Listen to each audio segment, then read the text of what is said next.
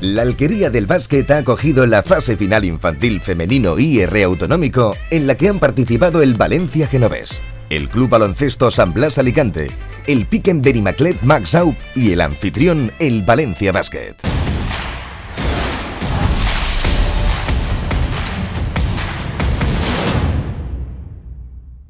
El torneo se inició con un bonito duelo entre Valencia Básquet y Valencia Genovés, que se decantó en el tramo final del partido a favor del conjunto taronja para lograr la primera victoria. Más cómodo fue el triunfo del Piquen Benimaclet frente al San Blas, que solo pudo aguantar la igualdad en el tramo inicial del choque.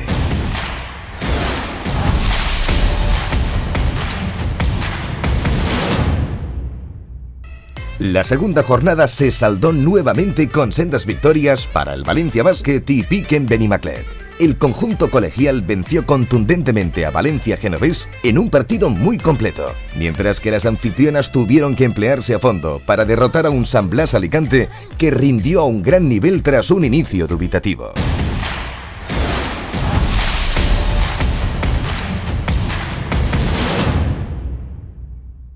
Los partidos de la última jornada iban a ser claves para el desenlace del torneo.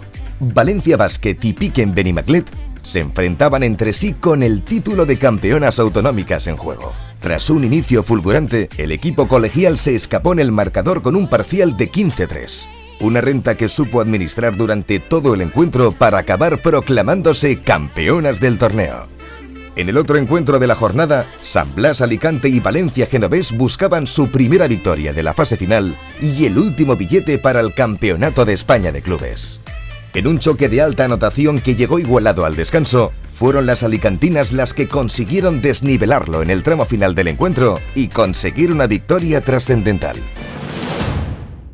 La protocolaria entrega de trofeos ha puesto el cierre a esta fase final infantil femenino IR autonómico, en la que Lucía Navarro del Valencia Básquet ha sido elegida mejor jugadora del torneo.